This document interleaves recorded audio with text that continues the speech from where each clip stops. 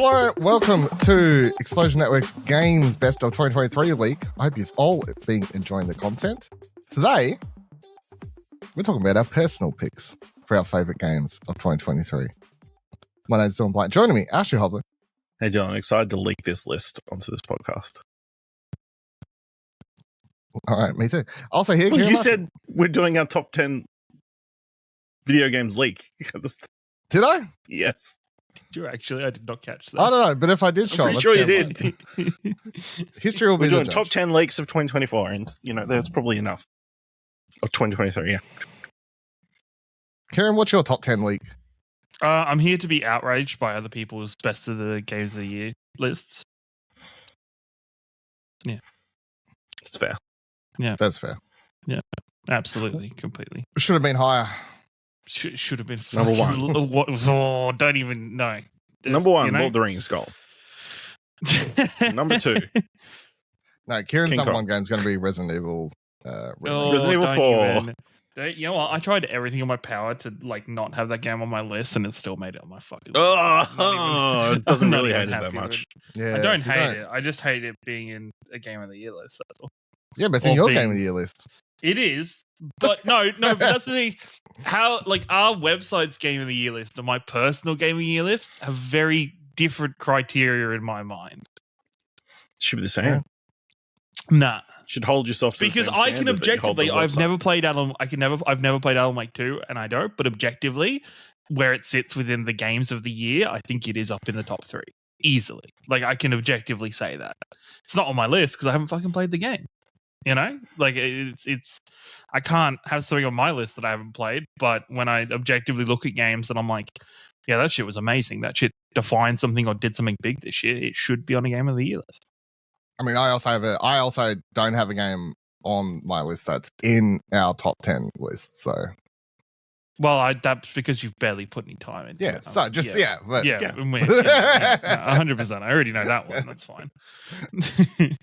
All right, let's go. Let's start with you then, Kim. Have you just done 10 to 1? Like, have you done anything I've just weird? done 10 to 1. Yeah, okay, no, good. I've just done 10 to 1. Good. Yeah. Okay. What is your number 10 then? Resident Evil 4 remake. Fucking I think it was a great game still. Despite my thoughts on it, its relevance in terms of game of the year for a remake. I don't even think it was the best remake of the year. Was the best remake of the year? We'll talk about that later in my list. Oh, okay, right. Sorry. So not only do you have this remake on your list, you have I have another two remakes on my personal list. Yeah, I know. But there was one remake that I thought was so much better.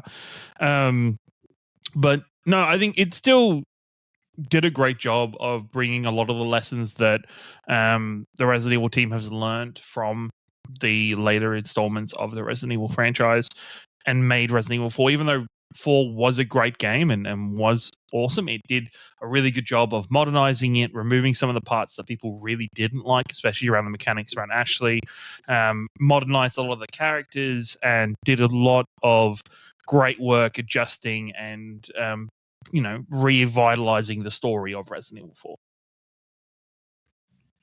Fair. Ash, why is Resident Evil 4 your number 10?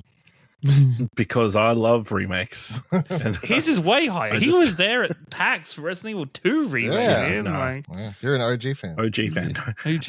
My number 10, I'm going to be boring. It's Football Manager 2024. That's not boring. Oh, that's a cool pick. It's still a really good Football Manager. It's a very me pick. Very another great addition to the game. Great iteration. Major additions this year, like having coaching for set pieces, so you can get better at doing set pieces and matches and stuff. But the key thing for me this season is you can carry your save from last season over to the new game. So I don't lose the days and days of game management that can carry over to next year. Well, I mean, it's basically the same game every year, right? So pretty much. Do you think it's crazy it's taken them this long to bring it across. Yeah. Do you think that Football Manager still requires yearly installments, or should they move to a almost games for service model of They do. not quite games for service. You pay $60 every year and you get the update. But like, shouldn't you have the game and then it's just they can eternally change it and modify it and improve it? Like, I think that would be the best model for fans. I don't know if that's the best model not for the developer. That's fair enough. Sega. So. But yeah, it's great. All right, my number 10 is the first game. Can I? Whoa, before you you go into this list, I need an important question because I think it's amusing. How many AAA titles are on this list? And Ash, what's your guess before he says? What's your guess? I'm going to say 5. I'm going to say it's half, and that's me being generous. Yeah, I think that's fair. I think 5 or 6. 5 or 6 is. I think it's 4 or 5, depending on one of them. Okay, all right. Is it if one of them was an independent game or not? No, I can tell you it's number 4 on this list. So when we get to it, we'll. Okay, all right. You can tell me if you count it as a AAA or not. But yeah, it's either 4 or 5 on the whole list. So how many is yours? 10? No. No. Maybe 7. Okay. Ash? I guess 5? No, I'm going to say 8, actually. Okay. All right, mine, number 10. Star Wars Jedi Survivor. I liked it a lot more than the first game, basically for the story and character reasons for this one. Like I thought the first one was fine. I just didn't think it was like fantastic or anything. Whereas this one was like all the problems I sort of had with the first one are more or less fixed. I found the story a lot more interesting. Found the characters a lot more interesting. By the time you get to the end of this one, just the emotional beats that it's gone through to get to its like sort of cliffhanger, but very emotional cliffhanger ending, where it's like very obvious that there should be one more game to wrap everything up. But like, it's sort of redundant to say this, but this is very much like they've done that. Well, we'll treat this one like our Empire, sort of like that. Like we'll have that sort of thing. Yeah, like everything from that aspect, but then also the gameplay, being able to like switch on the fly between the crossguard saber, dual lightsabers, like pick your style. It felt a lot more freeing. Overall, the locations and stuff were a lot more interesting. Having basically 2 locations that are just open world, and then some other ones that were more just linear. Was very cool as well. Really, really good. In another world, I would have definitely spent the time to go around like 100% the game because I enjoyed exploring it, and there's like puzzles to solve and mini boss fights and all this other shit to do. So bounty hunters to find and kill. Lots of fun. So that's my number 10. It is one of the games on my like, if I ever get time to go back and play stuff for last year, is Jedi Survivor. Neither of you finished the first one though, did you? No. Did you? No. That is also be like here. That is the asterisk where I'm like, I should go quickly finish the first one before I play it. But yeah, just put on like baby mode. I'm pretty sure it's got a story mode, like where the gameplay's so easy, just like run and play it for the story. Yeah. What's your number 9? My number 9 is Assassin's Creed Mirage. I think it is a good Assassin's Creed game that I did criticize for relying a bit too hard on nostalgia in many ways. I think as the game, I still can't deny. Like I spent a decent like the 20 hours with it. I still enjoyed. I still it felt nice for somebody who isn't as like kind of completionist focused, especially for trophy lists. How straightforward that trophy list is. How enjoyable that like kind of makes that side of the game. It's nice seeing Basim's character from a different angle. It shows that there is. I think there's a hope in terms of the development going forward for Assassin's Creed, where there is some worry. Maybe a lot of people have felt a bit overwhelmed by the size of Assassin's Creed games of the past. This was a nice kind of snack, bite-sized Assassin's Creed game for people to enjoy again and to play through. I nearly picked it up, but then I was like, I can't play that. You would have, you know what? It would have been realistic for you to finish it because it was that straightforward and manageable. Yeah, I still might get to it. I do like everything you've complained about sounds like a positive to me. Ash, what's your number 9? My number 9 was Wild Hearts, the EA original. That's pretty much dead now. But the fun action role playing monster game, you hunt down massive monsters and build traps and stuff. It was a lot of fun when we had a good time when we were playing through it together and that kind of stuff. So, yeah, kind of give you a little bit of a taste of that monster hunting world in the lead up to the next Monster Hunt, so next year or the year after. And really emphasize that it should be the final trailer of the Game Awards, the new Monster Hunter game. Yeah. All right, my number 9 was Venba. This is the narrative cooking game. Beautiful art style, makes you very hungry. Obviously it's short. This is very much where Ciaran's like, aha, now we've hit the Dylan games. Yeah, I thought it in my head. But it's just a beautiful little experience about getting to, I guess, discover and explore a different culture, a culture I knew absolutely nothing about. The Tamil culture, sort of, what is it? South Indian cuisine. Yeah, I guess. Yeah, and like the story and like how that relates to them as people, but it's also like this story where, in case you missed me talk about, basically the game just follows, it skips ahead throughout this family's life. It's just it mostly takes place within the household, but just tells their story across different points in time and how food revolves around different points, where they're cooking family dinner and you pick up about them, what's happening in their lives at that point while you're cooking their dinner, and they discuss and stuff like that. But like seeing as the game progresses, and it's like the son doesn't want to actually, his son's like, I just want pizza. I remember the moment, I'll never forget, where his son's just like, I want fucking pizza. It was like the most. And then of course the parents are like, well, we're trying to make you like actual food. I'm like, but he's just, he doesn't know any different. Like they migrated to, I think it's set in Canada, and he's growing up there, and all his kids, all his friends in Canada want pizza, and they're trying to give him actually authentic food. And I think it's a very beautiful game that's funny and sad, and beautiful art style and music and everything. So really, really stuck with me. All right, Ciaran, 8.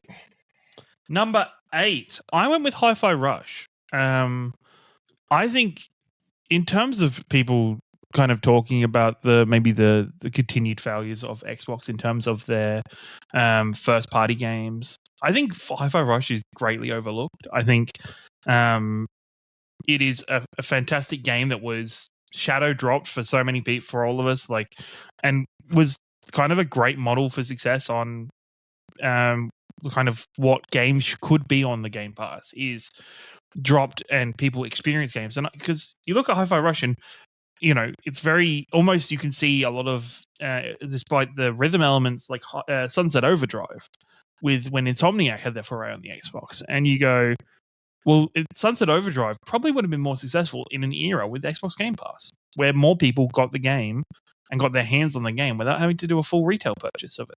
I think, the rhythm elements are great. The soundtrack list is awesome. In a generation where licensing is such an issue and so many games avoid kind of mainstream music because of the licensing issues around it, to see Hi-Fi Rush have a range of popular and known songs throughout it and used to great concept, I think it's one of my favorite new IPs of the year. But yeah, Hi-Fi Rush is definitely well deserved this year, and I wish it had got more praise than it already did. Not on my list, but a game I would have loved to have found more time for, because I played it for like 3-4 hours, and then I can't remember what came out and I got distracted, but just never went back to it. So yeah, the Xbox success story of the year. Yeah. Why are you laughing? To be fair, I think that's his first 2024. That is his first moment of 2024. It was the success from the Xbox this year. The New Year's resolution that he told Dylan and me in private has been broken. I will not talk shit on Xbox anymore. I will be nicer to Xbox. Fucking gone. I don't recall that, but yeah. It was at the Explosion Network New Year's party. You were very drunk. Yeah, you were wasted, man. I You don't was think I gone, would even say mate. that when I was drunk, you know. Unless I was doing a voice, like sarcastic voice. Fuck, where were we up to? My number 8. Oh, that was your number 8, was it? No, yeah, your number 8. It was My your number 8. Fucking hell. Sea of Stars, the role-playing video game from Sabotage Studios, who did The Messenger, which was a throwback to old school Metroidvanias. This one is a throwback to old school RPGs, obviously inspired by games like Chrono Trigger and the Golden Sun games. So playing something like that, but with all the modern day elements, was a lot of fun. Beautiful soundtrack, beautiful art, really engaging story. Yeah, Sea of Stars, it's fantastic. Everybody should give it a go. And it's everywhere very easily. Very easily accessible. I kept nearly starting it over the last couple of weeks. But I'm still going to play it. I'm still Yeah. I started it, got an hour in, it just didn't mesh for me, and I uninstalled It's it. totally going to mesh for me. It'll mesh for you. It just didn't get it for me. If you love like those sort of games, like the Chrono Triggers, like especially because obviously the opening is very especially in those games, the opening was very long before the game really started. Yeah. The very long introduction. So, it's a prologue. Yeah, it's a very long prologue, but once you get into it, it's great. My number 8 is David the Diver. FKA. This is Dave. very low. Okay. Is it? I don't know. Yeah, I expected. I would say indie.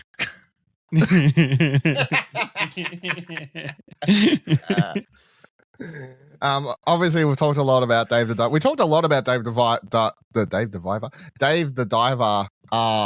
It's like I feel like it would have been one of the funniest things to go back and listen to on Arcade Couch, because it's like just several podcasts of me going, man, this game I'm playing is like pretty fun cool. And I'd be like, man, this game's still so good. You should try it. And then it's like, oh my God, this game's so if it like fell in line with I think the rest of the world. It's like thinking back on the podcast where initially I think the first time I talked about it, it was like I played half an hour and I quickly throw it in at the end. I'm like, I played like half an hour of this game of Dave the Diver. It's like pretty good. Like I'll talk more about it next week. And then our narrative around it for the last, like the back end of the podcast was just talking about how it's not an indie game. But it's not. It's one of the most talked about games of the year. Definitely one of the most. One of the other. Fuck off, bug. I keep seeing that bug. For those orders, this fucking bug keeps like hooting past his webcam at fucking. It's big too. Like it's Jesus. You see the size of it? Yeah, well, it's big enough that the webcam's picking up and you can make out the shape of it. So it must be big as it's fanging it past the fucking webcam. Fucking hell. I don't know. I can't even open a window because it's fucking fly screen. Super random. I am fighting a plague of fucking crickets at the moment at my mum and dad's house. It's the fucking worst. It is horrible. You don't like the sound of them in the early... No, literally, we've had massive like storms and shit here in Victoria, and there's just fucking crickets everywhere. If I like lift something up that was on the floor, there'll be like 5 of them just underneath it. They're just chilling. You know? They're just fucking everywhere. They're the worst. I love that this talk is in this Evergreen episode. Yeah, forgot. Hey, David the Diver. So game's very good. I don't know what to say that we haven't said a million times over. It is the the indie aesthetic. It's the wonderful pixel art combined with anime clips and roguelike gameplay and restaurant sim and fish market breeding simulator. The best one of those of 2023, that's for sure. Like the game is just so many things crammed in one. I still don't. Pokemon card collector, dating sim. It goes on and on and on. Like the amount of things that are in the game. Then later came out with like the best crossover event of Dredge. Yeah, with Dredge. Fuck Fork Knife. Fork Knife. Fork Knife. Yeah. Fair. The game is just so many things. it almost like on paper feels like it's trying to do too many things and there's no way it can work, but somehow it just works and it's very good. And even the characters are quite a lot of fun to hang around with. And then when you start doing visual novel backstories to them, you're like, sure, why not?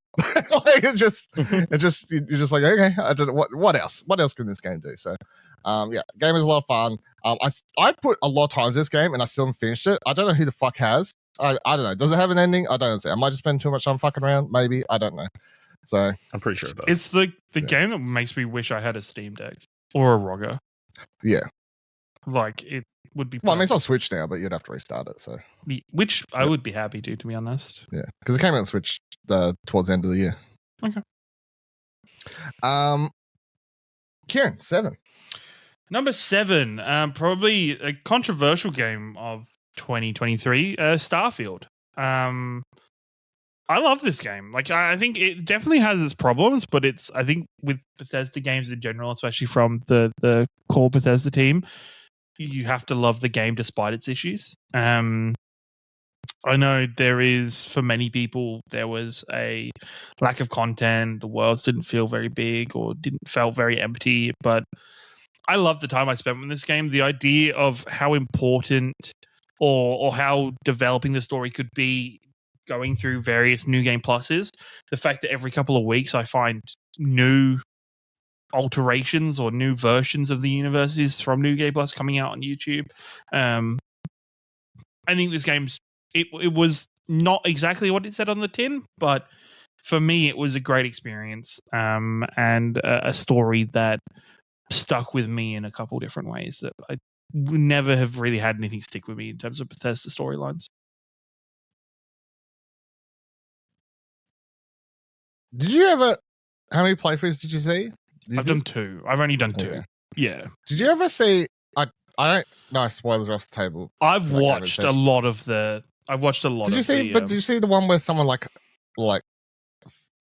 they on their 86th playthrough, something happened or something like? I don't know if you saw this. Yeah, there's a lot of stuff where it's like there is still to this day like literally new openings to New Game Plus coming out and being released. It's like, what the fuck is going on? Like it's yeah, there is a lot of depth. I just wish you didn't have to play an entire game before you see that depth, because that retroactively makes the game a lot better. I'm just like the game's.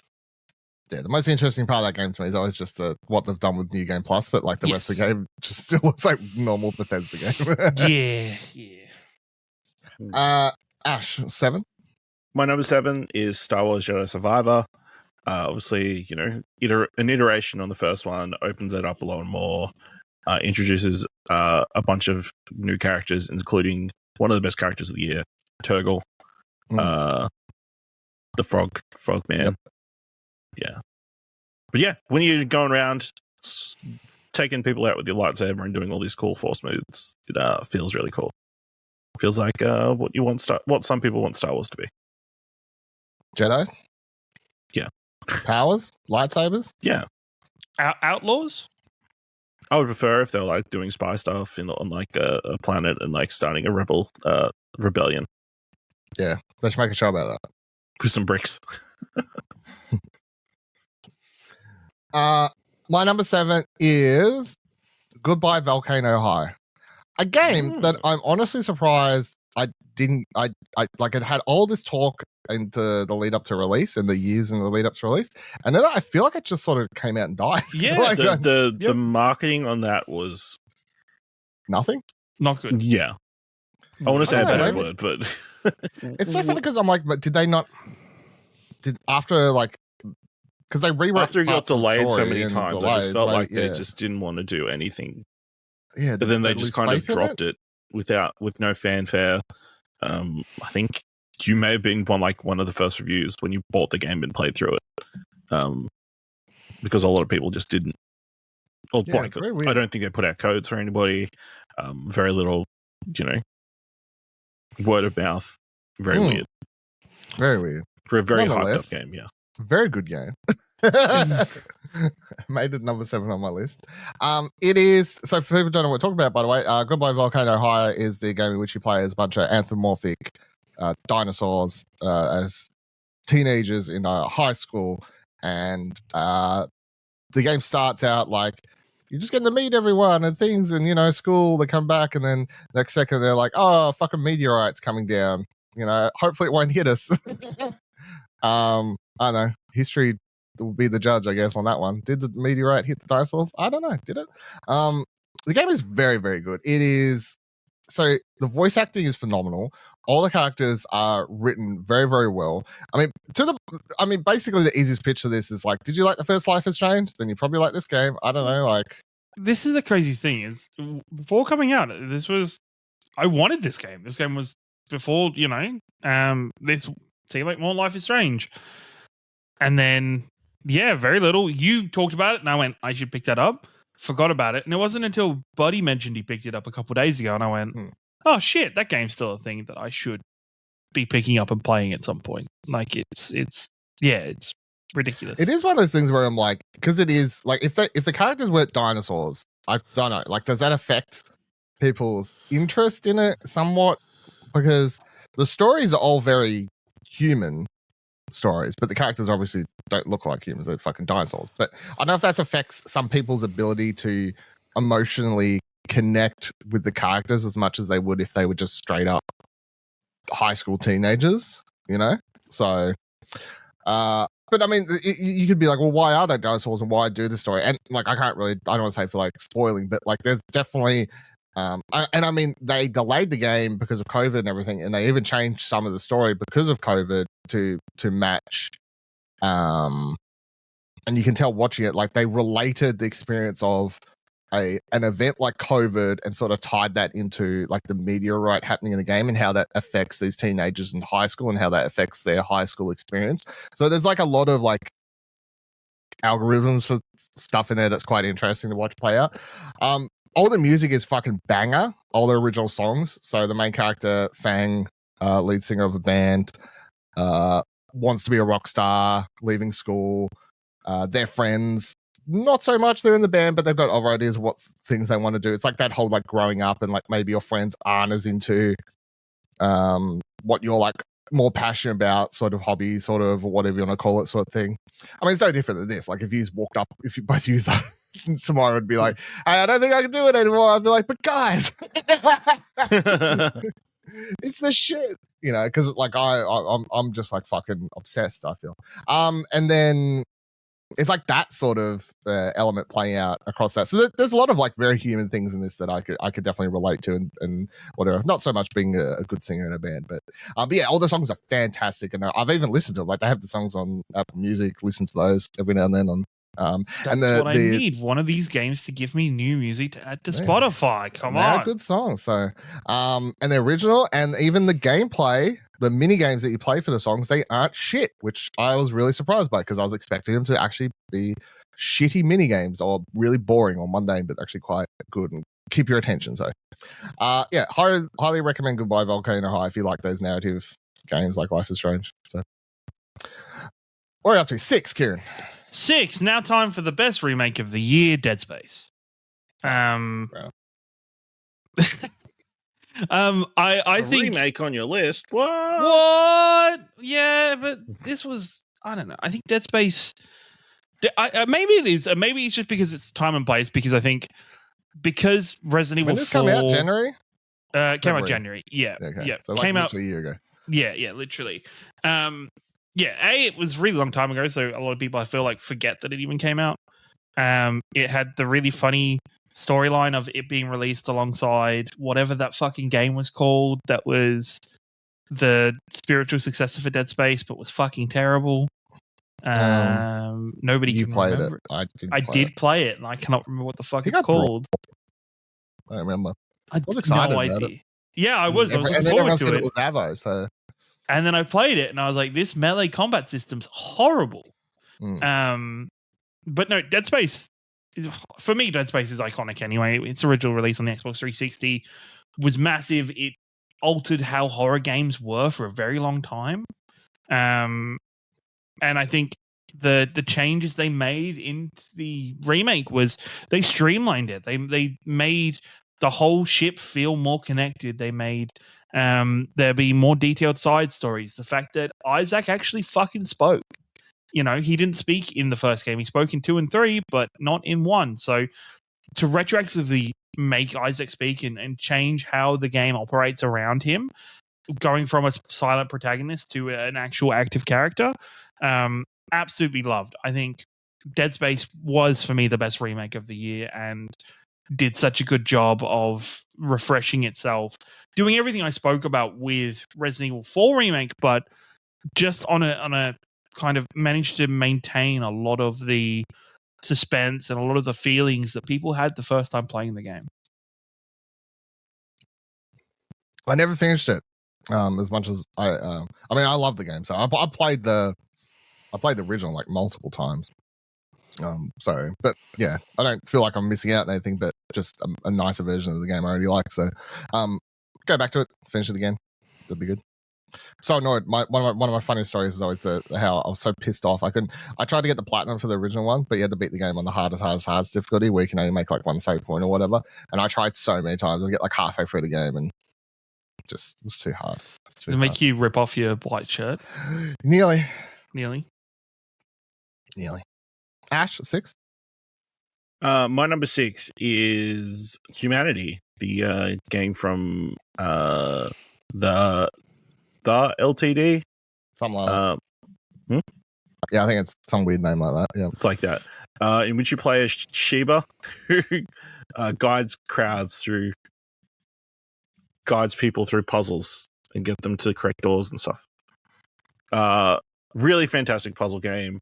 Really interesting puzzles. Like obviously, like visually really interesting because obviously what you've got is like all these people like running on screen, all individually kind of generated and all moving in their own kind of way in the same direction. And when you solve a lot of these puzzles, you feel like a genius. So that's what you want from a puzzle game, You want to feel super smart when you figure it out. And dogs. And also a cute dog. Yeah. Visually really interesting and like very philosophical as well. So all right. My number 6, talking about visually interesting. Not particularly philosophical though. Super Mario Bros. Wonder. I don't know. What do you reckon? Maybe not philosophical. Psychological, maybe. Psychological, yeah, for sure. Psychedelic, I meant. Definitely psychedelic. Yes. Psychedelic. Yep. The game is fantastic. It is a lot of fun. It is the best 2D side-scroller, whatever Mario I've played in. I don't know, very very long time because I played all those re-releases they put out of Wii U ones on Switch when they come out, and the 2 or 3 of those haven't been there was every single one. I was like, whatever, don't care. Played it, got rid of it. Traded it, sold it, whatever. I didn't even bother keeping it. I'm like, I don't even like this game that much. Like, get the fuck out of here. But Super Mario Bros. Wonder, every level is just a joy. Every level introduces a wild, wacky new thing. And it's not even when you pick up the Wonder flowers and the whole world goes batshit crazy. It's just even the levels without that. There's just so many wonky, weird things happening in them and characters and weird oddities and stuff. It really felt like the first Mario game. Side-scrolling one anyway. That feel like it injected at least something new and exciting into the franchise because it's so hit and miss for Mario at this time. Like, I just feel like they put out that DLC for Bowser's Castle or whatever the fuck it was called. I'm like, and everyone loved that, and I loved that, and I was like, make this a whole game, and then they don't do anything. And it's like, where's that new 3D Mario? Because, well, I know it's probably going to come out this year for the Switch, but yeah, it's just like it was so good to have a fresh, exciting Wonder game. And like I'd play it in the lounge, and even my brother at some point was like sat down. He doesn't even play Mario games, but he was like, "What the hell is this shit?" And just sat down because there was so much weird stuff happening on the screen. It's just like, what is this game? It's like, this game is what you do when you take drugs. Ciaran, number 5. We're in the top 5. Number 5, I've got the Timothy Chalamet simulator, Lies of P. This is the first of these games that, like, of these Soulsborne games that has really properly connected with me. I think the most important part of it, for at least for myself, for connection, is how well they tell stories within the game. Telling this new version of Pinocchio with actual characters and having there being character like character conversations that aren't just cryptic and fucking over the top. Like it feels a little bit more that it flows better, that you can understand what's going on in the world without having to go away and read a bunch of text or kind of do research into it. I loved every moment I had with it. The weapon crafting system's really fun in terms of trying to find the perfect weapon for yourself. You could definitely see where it's taken its inspiration from Bloodborne. I love my time with it, and I'm looking forward to the end of the game teases the next game and the next section they're going to be tackling, or the next kind of fairy tale they'll be tackling. So I'm pretty excited for that. It's Winnie the Pooh. No, it's Mickey Mouse. Sure. Mm-hmm. Number Peter Pan is what's next. Is it really? Yeah. Timothy Chalamet could just play that character too. That's crazy. No, it's not Peter Pan either. Jesus Christ. Number 5 for you, Ash. My number 5 is RoboQuest. So this is a first-person. I've never heard of this game. I've never heard of this. What the fuck is this? Yeah, so this is. I heard rumblings about it. I got into it over the holiday break, and it is very addicting. November. It's a first-person shooter roguelite. You play a robot who is taking out other evil robots through a canyon. Oh wait, no, I have heard this. Yes, sorry. Yeah, I didn't know. Yep, go. It is super fun. Really well, controls really well. Really good weapon options. Obviously, like a roguelite, you get the option of picking up this weapon or that weapon, and they've obviously got different stats and boosts and elemental effects and that kind of stuff. And like you kind of do a run and try and get through as many areas as you possibly can, collecting experience points and collectibles and that kind of stuff to upgrade your tree to make your robot stronger or give you more options in the shop. And there's also a bunch of different class of robots that you can upgrade and unlock and that kind of stuff. It's just a real lot of fun. As someone who's not good at first-person shooters, this is makes me feel like I'm good at first-person shooters. So it's got them numbers jumping off. Got them numbers dropping everywhere. It's got them. It does have like a very Borderlands kind of look, like maybe not as hardcore shell-shaded. But yeah, it's really good. The weapon selection is really great, and yeah, it's easily available. It's on Game Pass, which may be where I played it.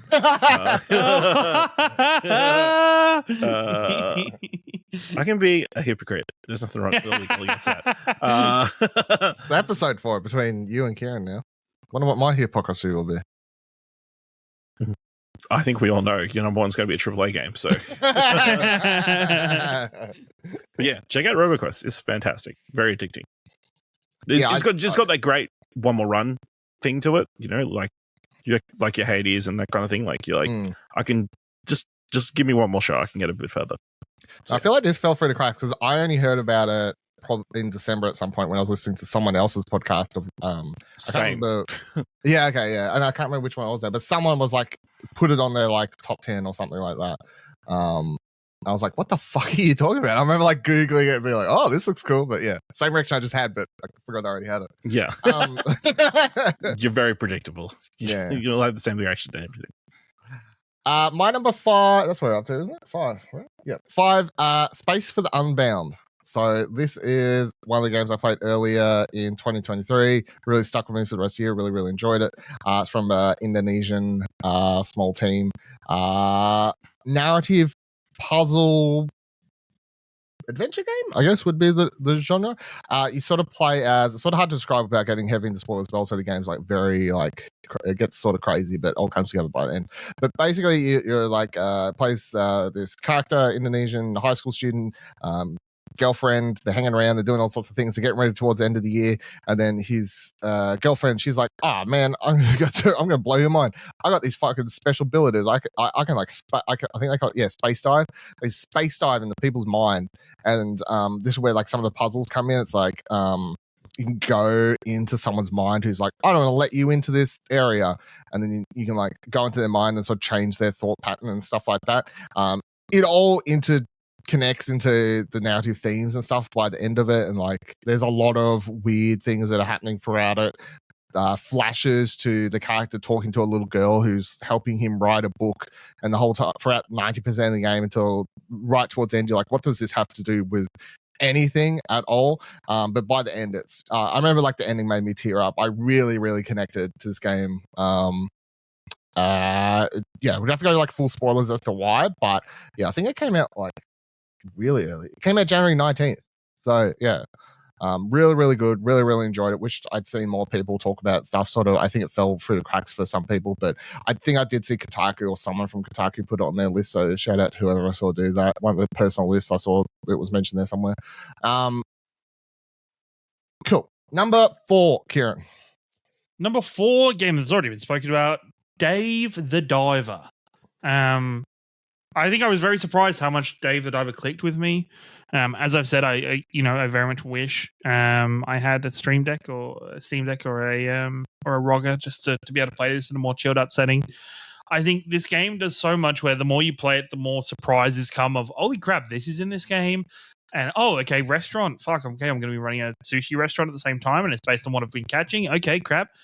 Oh, okay, all of a sudden an inspector has turned up or a food critic has turned up and they've got a whole backstory with the chef and you've got to work out and get the perfect thing for him in the day. And I think there's just so much to the game that is so impressive from what we maybe at first thought was an independent team and like a very small team. I think Dave the Diver does so much that is almost refreshing in the current gaming landscape that is really appealing.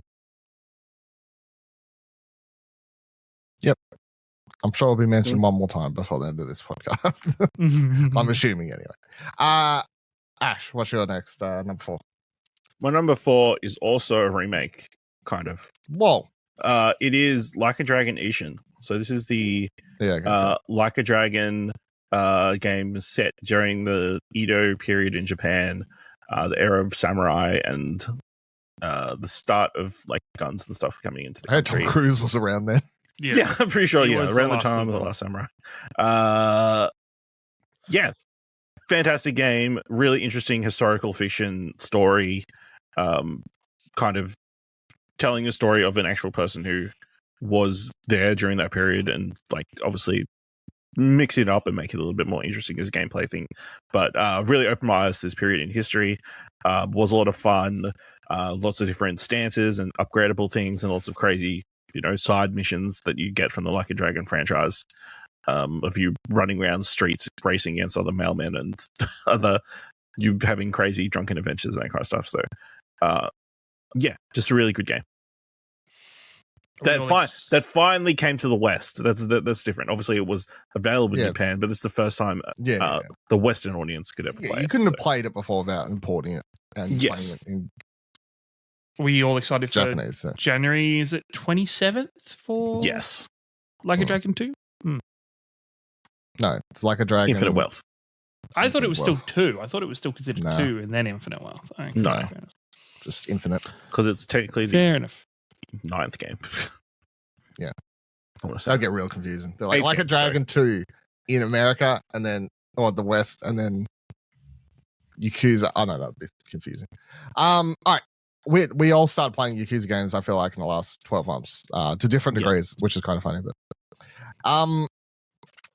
what did I do for? Octopath Traveler 2 is my number 4. A game I started playing over the holidays. I'm going to put out there and admit that I haven't finished yet. It's quite a long game. However, I've been putting a lot of time into it to the point that I think it's fucking fantastic. I can't believe how good it is. Like, because I was so excited for the first one, right? I thought the first one was going to be like, it looks so good. I love the art style. I bought the collector's edition. I was so excited for it. And it just let me down so much. I just like, especially from a narrative story aspect, I was just like, man, this game, I didn't vibe with a lot of characters, and it just, so many elements got repetitive and grinding and whatever else. I can't do this. And then I'm looking for it, and I see a couple of people tweet out like, man, Octopath Traveler 2 would be a lot higher on people. I saw someone tweet something that was literally like, Octopath Traveler would be on more people's lists this year if people gave it a chance or something like that. And I was like, all right, fine. All right, you know I'll what? take that bet. I'll take that bet. I can't remember who tweeted it, but this is like, I don't know, late November or something like that. So then I put it on wish list and then start playing it, and it is very good. Like each of the characters is so much more interesting, so like and so much more varied. I think is also the important piece. Like the game still has 8 characters, which you can sort of pick up and add to your crew, like the first game in sort of whatever order you want. You can pick who you want to start the game as, but so they're very varied, lot more varied. So it's like you've got a thief, and she's trying to. That's who I started the game as. Throne is her name. That's who I picked as my first character, and she's a part of the thief guild where it's like this family run by someone they have to call like a mother and father. They like pick up basically orphans and train them to be killers, but she wants to escape. But then to escape, she has to kill her father and mother, and she's trying to do that and escape. And it's like all very dark and like what the fuck's going on here? And then you got like another character who's like this kid. I don't know, kid could be a teenager. I'm not sure, but they're definitely presented as like a child. They never give an age, I don't think. But and they're like a hunter from this. Is this a complete opposite end? It's like they're a hunter from a village, and they're not like a human character. They're like a whatever, some other class of sort of human hybrid thing. They got like funny ears or whatever. But they need to like hunt down 3 legendary beasts to stop their village from being destroyed by an ancient beast that's going to come kill it. So it's like for some reason all these people start working together. You've got a I can't remember, like a magic dude. I don't know what they call him in the game. A scholar, I think actually. A scholar, and he's like framed for the murder of his child and his wife. Like this person burns down his fucking house. He comes home and sees his house burning down. His mother and his wife and child are in there just burning alive. And this dude's like, haha, I'm gonna steal all your magic secrecies. Oh, police, arrest this motherfucker. And then you escape from prison and you want to get revenge on this dude. Like they're all so much more interesting, and they're all fully voiced, I think is the other thing. And the voice acting is really, really good for every single person in the game. So that was the thing that put me off Sea of Stars a lot, was no voice acting. And I was really struggling, and I don't know why. I was just really struggling with it. So this is like you can voice acting fucking fantastic for everyone, and you can just put it on auto, like text moves forward, and just like you can sit back and watch the cutscenes or whatever play out. I mean, some of the like you talk to a random person in the street, they're not voice acted. Like you click on a random person, and they're like, "Nice day today, chap." Like that's not whatever. That's just typical sort of shit.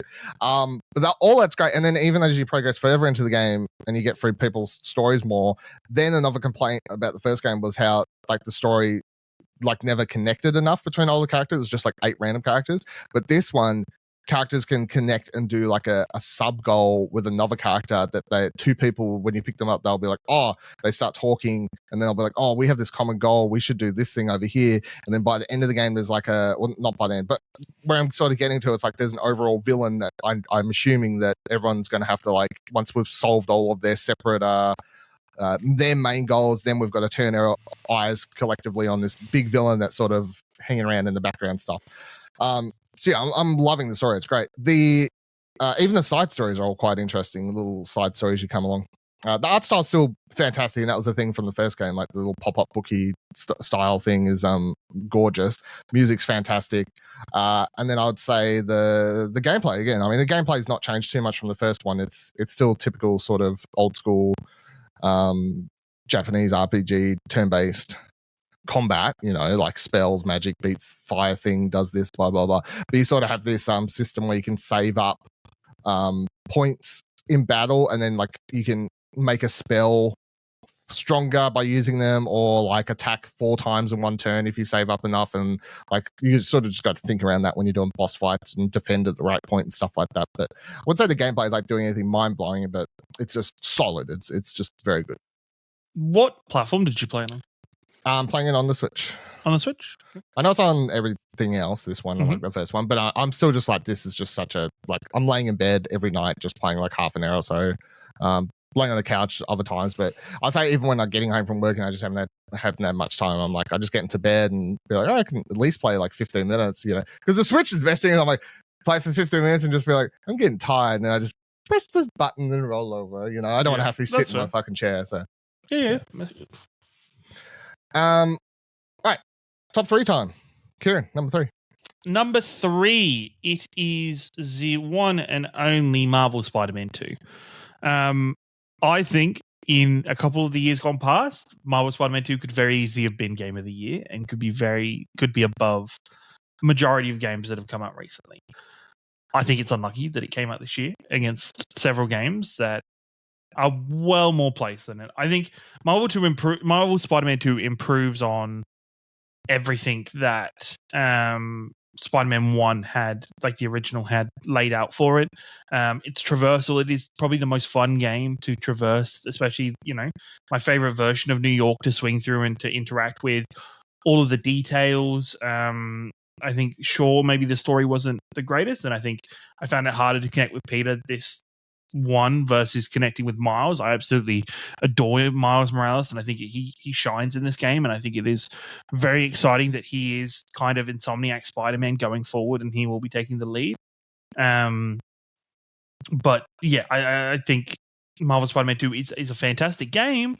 It's not doing anything completely new. It's just reiterating on what the original was. Venom. Ash. Number 3 is also Marvel Spider-Man 2. Well. Yeah. Really fun game, traversal, combat.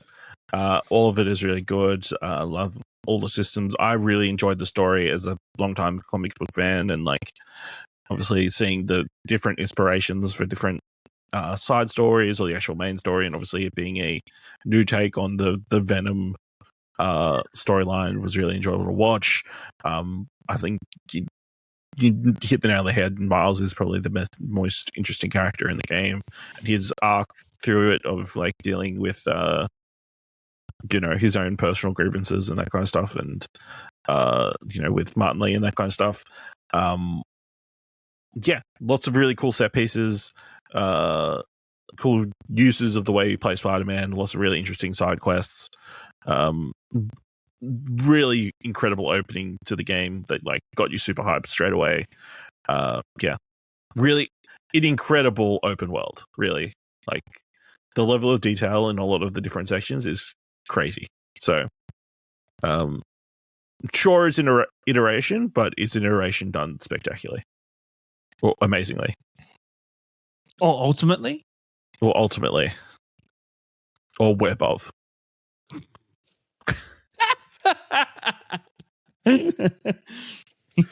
Fucking hell.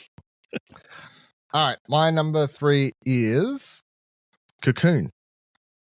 Whoa! Another holiday game. Whoa. Another holiday game. Wait, hold up a second. I need to go back a second because let's just click for me. Are you trying to suggest that Octopath Traveler 2 is an indie game? Well, no. Yeah, that was your number 4, right? That was your number 4, right? No, it's not. I don't think it's an indie game. No, it's not AAA though. I don't know. It's not AAA. Sorry, AAA. I would call it double A. My apologies. I got is my. Oh, all right. Yeah. Okay. That's all. That's my That's asterisk. Right. I don't think it's AAA. It's just. All right. I mean, to that. Yeah. Don't worry. Anyway, we're not gonna. It's it's not indie. I don't think it's AAA. Cocoon, indie game. Have we checked the receipts? I mean, when I got to the credits, it said the director, designer, something else, and something else were all one person. So sounds like he's trying to get too many, trying to get a bunch of paychecks. That's what it sounds like to me. So that's the Jeppe Carlson, the designer from Limbo and Inside, who started. This is their first game after leaving Play Dead. And this is the first game put out since leaving Play Dead in 2016. This game is an absolute mindfuck. I don't know how to explain it really. There's so you just start as a character. I mean, here's the thing. There's not much story to this. And I have no idea. I finished the game and all these visuals pop up and the image and I go, I have no idea if this is supposed to have some deeper meaning about stuff. All I know is that was fucking wild. The game, just the way it builds. And by the way, I looked up before starting this. I was like, I want to play Cocoon. How long? Google how long to beat Cocoon? People were 6 hours. I was like, cool. I can 6 hours. That's fine. It took me 15 hours. I'm like, I am not good at puzzle games. I suppose you didn't write an article about why it's too hard. I mean, I had a lot of fun, but I was like, my playtime at the end, I was like, I am double whatever Google said. So, yeah, so the game starts out and it's you you're in one world, and this is where the game gets absolute. By the end, you just don't. I cannot describe how fucked it is. You have one orb, and you're solving puzzles in this little world, and then you can go into that one orb, right? And that's fine. You're moving things around. You're starting to, and I think that the best thing about this game is everything's one button, right? There's no overthinking, like multiple mechanics to remember, or stuff like that. It's like everything in the game is you're moving to it, you're pressing a button to interact with it, or you're standing on like a switch on the ground to interact with that. But you don't have to overthink. It's like you can only interact with things with one button to move. Like it's just the basicest of shit, but it works so well. And I think also just because you're constantly like between the music and the visuals and stuff, you're just like pulled in because you're like, this is such a weird. Every world is weird. But then it's like, okay, now you got 2 orbs and 3 orbs or 4 orbs, and not to spoil everything, but by the end of this game, you're like, okay, so what I need to do is I need to grab this orb, and then I need to take this orb into this other orb, and then put that orb in this orb, and then I come back out of this orb, and then if I grab a different orb and go to a different world with this orb, then I can go from that and then enter a door in that, and that'll take me to the orb into the other world. But because that orb's already in that world, then that connects to this world, and then you can take the orb. It gets fucked. I don't know how to like. It is like I honestly feel like the ending of this game is like it's like Inception. It is some like world inside world thinking. Like if you, I feel like you nearly need to have watched Inception to be able to complete the puzzles in this game, because I'm literally sitting there going, I know how to do this, and I was like, wait, hold on, it's a dream inside of a dream, I've got this. Like, if you haven't watched Christopher Nolan's Inception, I highly recommend watching that before attempting to play this game. It'll make the puzzles a lot easier. So but yeah, Cocoon was fantastic. I felt dumb and smart at the same time, but yeah, it is it's something. It's something. Ciaran, number 2. Number 2, I've got Zelda Tears of the Kingdom.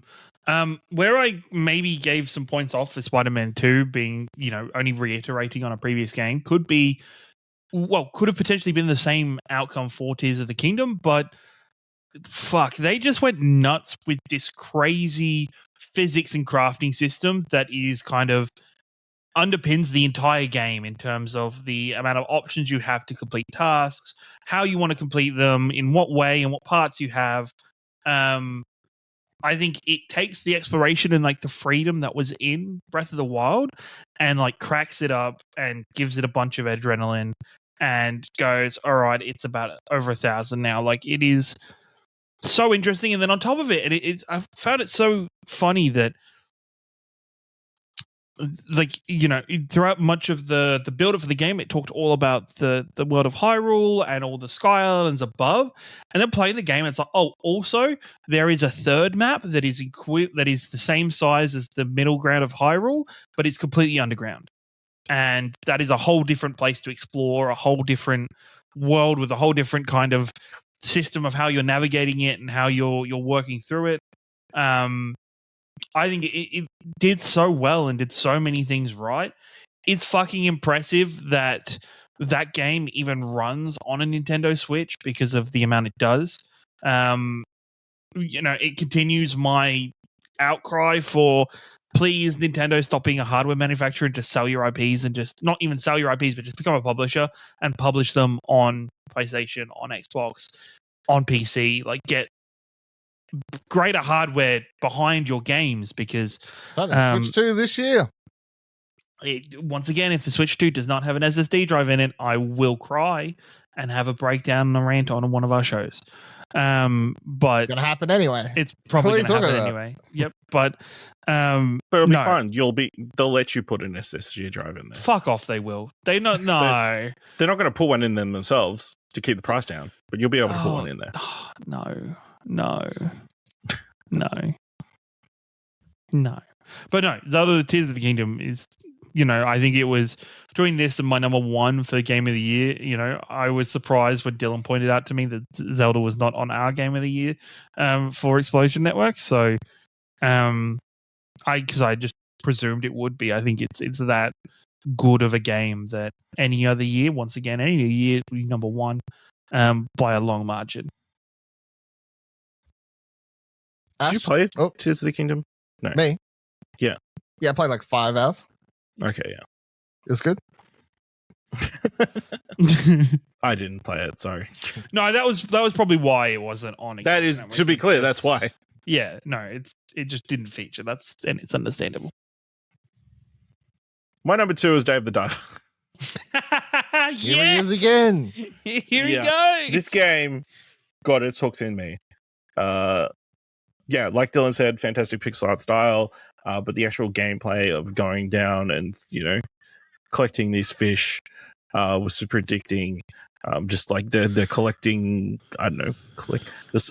It's all a weird underwater survival game, kind of like you're collecting resources to like then go up and like sell and make into sushi. You can upgrade them with all the fish and that kind of stuff, and it's crazy anime-esque cutscenes. And then you've got this crazy storyline that's also involved around going down and meeting a bunch of mer people down the bottom of the ocean. Super enjoyable, and then there's crazy mini boss fights and on top of like taking out sharks and shit all over the bottom of the ocean. It is a lot of fun. The funniest thing to me is three of us now spoke about this game. I don't think a single one of us ever said anything about the weird plot about like an underground sea Atlantis culture. Yeah, I was gonna say this is the first time that's come up. It's funny as fuck. Or the mini bosses. And I remember like the first time one of the proper boss fights, you're like, the fuck? This game has boss fights? Okay, sure. How am I supposed to win with just a spear? But yeah, just so many different elements that could have easily felt like overloaded or bloated, but like kind of all work harmoniously together. Yeah, fantastic game. Great soundtrack, great art, everything. Not indie, apparently. My number 2 is Pikmin 4. Wow.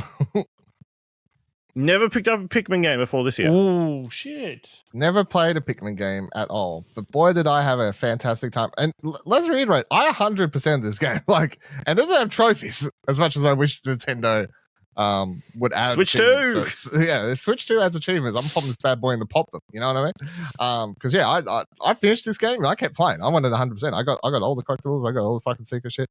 I had such a great time. I think it's just so charming. I mean, this is the thing. The game, I hadn't played Pikmin until this year. And I don't know, I can't say for both ones if it's similar. I guess in paper it kind of is, I guess. But you just go down to a level and you just have a allocated amount of time to use your Pikmin and lead them around and order them to, you just have to be tell them. None of the puzzles are super hard. It's just like you're doing stuff, but it just feels good. It's just a lot of okay, well, I gotta move that thing, and then I'll use my yellow Pikmin, and they can move the big rocks, and then I use my blue Pikmin, they can go in the water and get down this thing. But it's just you've always got a short time, so you're always moving, trying to get the best out of every run that you're down there trying to do stuff. And then you can hop on a cute little dog and ride around, and somehow 100 Pikmin jump onto the back of that dog. I don't know how, but they do it.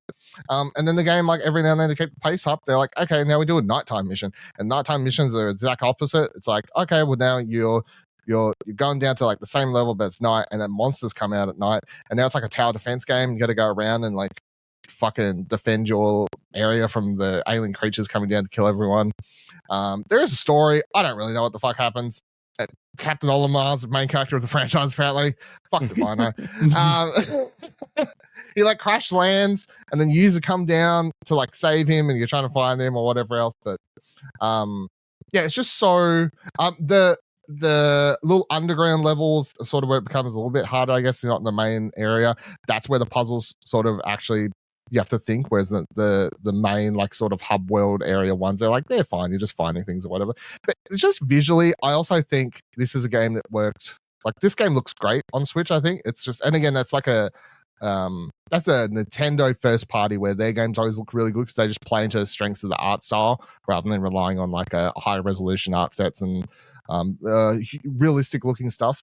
But that said, this game has realistic looking stuff in it because and that's part of the fun. Sometimes you'll be like, oh, you got to collect. Some of the collectibles in the game are human things that they bring back, and they're putting and collecting and sort of categorizing, because it's you're on Earth post all of humanity's died. Never explained, doesn't matter. But you're like finding old Nintendo cartridges and like other random human things, and you have all these Pikmin carry it back, and all those elements look really, really great.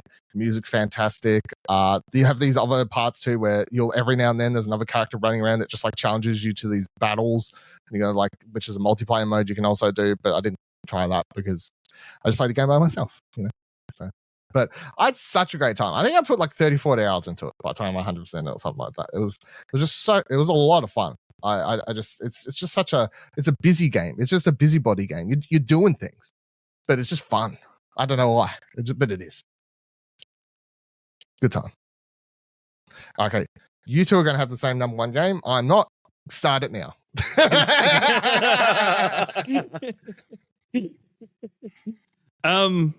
Well, all right. Okay. I thought Dylan would have wanted to talk about Alan Wake 2 with us. My number one game is Resident Evil 4.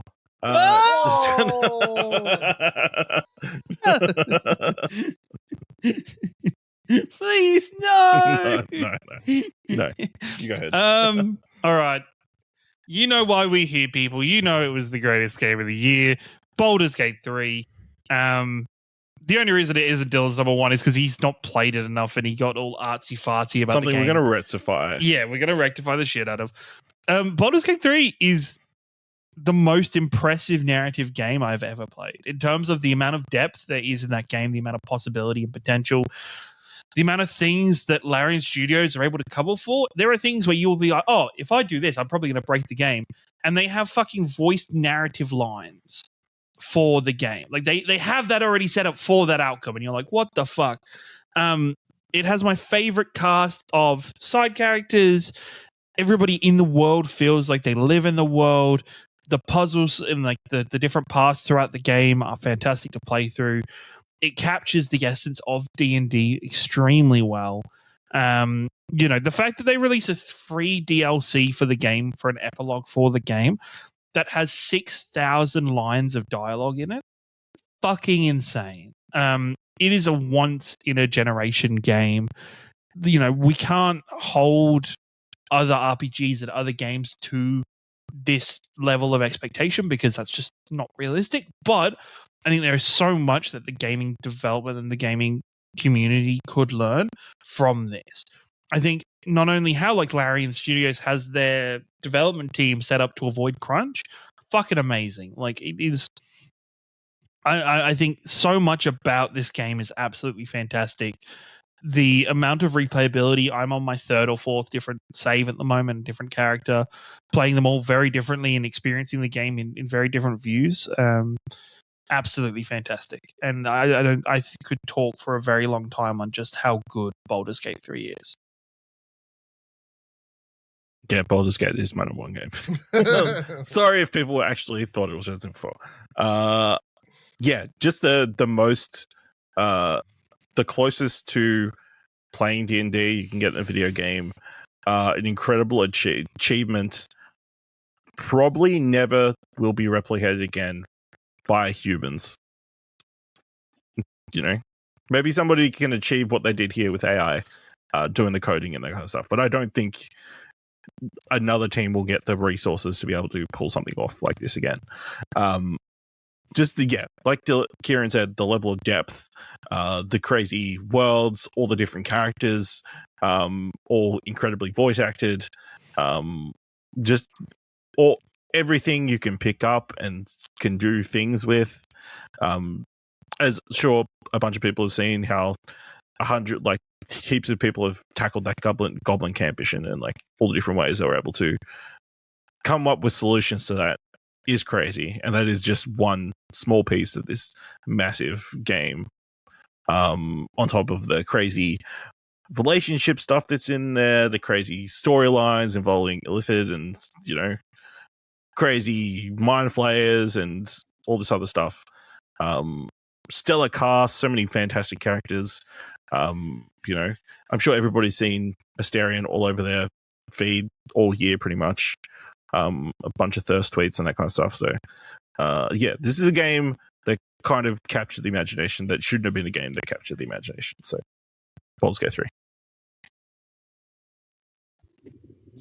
my number one game of 2023 is Alan Wake 2. Oh no way! Is it an indie game? I mean, It's an independent game. technically, so is Baldur's Gate, and this is as well. So we all picked indie games as number we one. love indie games here. We love indie games. Let's fucking go. Alan Wake 2 is fantastic. It is one of the best games I think ever made, to be honest. I feel like it's like it would definitely I don't know where it'd sit in my like favorite games of all time list, but I already know it's sort of on that somewhere. It does so many interesting things. I've never seen a game incorporate this many wild and wacky ideas. It shoots for the sky and just commits, like, and I know there's so many people who are, like, it's that thing of, hey, you watched the Game Awards, you haven't played Alan Wake 2? That dance number, what's the context for that? Oh boy. Like, it's just there is none. There is that the dance sequence happens in the game. So and you may be like, how? That's the context. Yeah, it's like, how's the dance Beyond sequence? How's that happen? I thought it was a survival horror game. Oh, it is. It's also a detective game and like a psychological drama, and it has a bunch of live action sequences, real actors, and it just cuts back to the character. It just all intermingles so well. And the way it just plays the two characters, the way, and again, like I played the game a certain way, but you've got the intertwining stories of Saga Anderson and Alan Wake happening at the same time. You can choose after the first chapter of each. Basically, it's like you can play Alan Wake for 6-7 hours in a row, I guess, and then go play Saga after if you want, or just jump between them whenever you like, sort of thing. Like, just that sense of freedom as well, and just how different they both feel.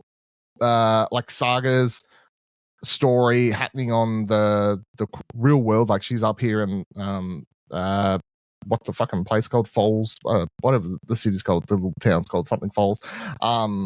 There she's looking into this cult case of the cult of the tree, and she's down there with Alex Casey, and they're investigating that. So all the monsters and stuff that she's fighting are these people wearing like giant deer horns and shit like that, and she's got a bunch of weird people in the town that she can talk to, and she starts you can get different locations with her, and you can walk around the town, just talk to people and stuff, and like that all feels very like more like a proper detective story, FBI jacket on and wandering around, all that sort of stuff.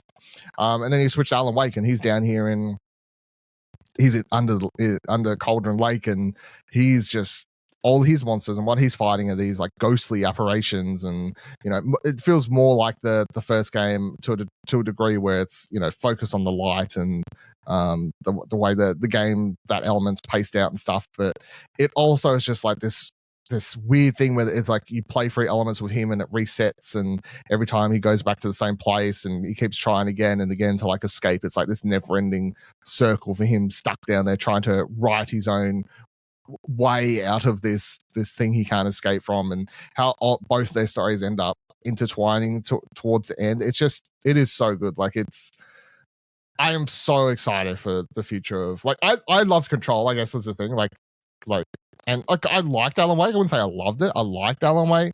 As I said, I've got to go back and finish my my playthrough of the remaster one. I never actually finished, but like I remember when I had a friend. I think I've told this story before, but I had a friend who loved it, and on Xbox, and obviously I was a PlayStation guy, so played at his house and everything like that. And I was like, yeah, this is fun. Like, it was the whole like, hey, imagine Stephen King, but like he's comes trap of his own stories. That was like the pitch, and I liked horror movies my whole life and whatever else. So I was like, this is fine, but Control, loved that.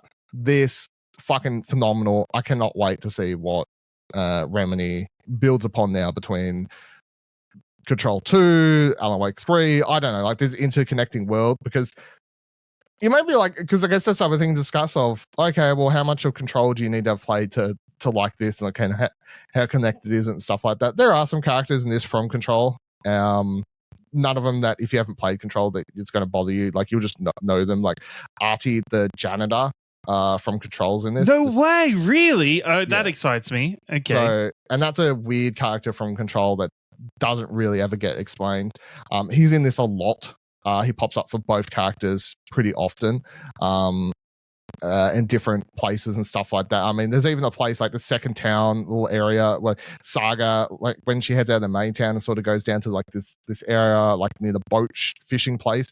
Artie's just in there like singing a song in Finnish at a bar for some reason, like full janitor clothes still on stage, and everyone's just watching and you're like, oh, this is fine, this is normal apparently. I don't know, like what's so like there's stuff like that. And then the FBC's mentioned, a character does come in towards the end from the FBC, from the Federal Bureau of Control, and like there's all these like stuff like that, but it doesn't feel forceful of like spoilers. The main character of Control doesn't show up in this. Like it doesn't feel like they're like ham-fisted connecting the games together. It does feel like a very natural sort of build upon the two worlds in the way they intertwine together. And I'm just super excited to see what Remedy does with this universe they're building. It's so interesting. That's it. That's our best games of our personal list. Ciaran, did you have any honorable mentions or stuff you would like to shout out? I actually realized halfway through reading this out that I had like duplicated one and I had 11. So I guess the only thing I'd mention would be Diablo 4. I think despite the issues it had after in its seasonal content, I think Diablo 4 was a great Diablo game and a fantastic experience that kind of showed a lot of what the positives of Activision Blizzard could be in terms of its game launches and game releases. So I think it was well worth its time it got in the sun, but not quite for the list. Ash? I want to shout out Moving Out 2. Fantastic multiplayer game, obviously from an Australian studio, which are moving furniture. That's a lot of fun. Gubbins, the fun little mobile word game that everybody loves because you can put a bunch of swear words in there and then post them online. Fantastic. And then Marvel Snap keeps going strong. Give us that Planet Hulk stuff. Continue the roadmap. This year they introduced the other mode, the new game mode. Yeah, I can't remember the name of it. But fuck. Yes, that but thing. Where you bet your points, whatever that is. Yes. Like you have, and you can double down. They added multiplayer. It's more competitive. It's more competitive mode, I guess. Like it's built around like you play the same opponent multiple times, so it's like less randomized. You actually have to use more tactics. Yeah. The ones that didn't make my list, I guess the next three, I had Wild Hearts down. Really, really loved. That was probably the first, the most I've got into a proper Monster Hunter like game, which would be Wild Hearts. There was a point there where after playing it, doing the review thing and everything, I was still playing it, trying to get more people to play it, and I just thought it was really, really a lot of fun. There was a stage there I was planning out how to get the platinum, and then just like writing down all the stuff I didn't have, and something else came out anyway. So, Marvel Spider-Man 2 didn't quite make my list, but I still think I think it's more Spider-Man's good Spider-Man. Not as narratively strong as the first one to me, but still a very good game. And then I had Chia as well, as the game in which you New Caledonia, like set on that little island there, exploring that culture, learning about it again. Something I know absolutely nothing about. Music's great, but the gameplay is just very cool as well, because all you do is you dive in and can control animals, or objects as well. You can just dive into a fucking barrel and roll yourself down a hill. That's fun. Really cool art style and music and everything. That'd be my other three that didn't quite make my top 10. All right, thank you for joining us on our personal top 10 list. Of course, I can't remember if this comes out Wednesday or Thursday or anything, but anyway, keep your eyes on Explosion Network. Our games top 5 lists have been posting. They will continue posting over the next couple of days, and then the Explosion Network's official top 10 games of 2023 will be posting in a couple of days on Sunday. So look forward to that, and we'll have a little podcast up talking about our overall number one game of 2023. Can you guess what it is? You probably can. I don't know. Try and have a guess. It's Resident Evil 4. No. Until then, goodbye. We'll be back in, I think it's 2 weeks now. 2 weeks. Yeah, we're back regularly scheduled Arcade Couch podcasting in 2 weeks. All right, goodbye.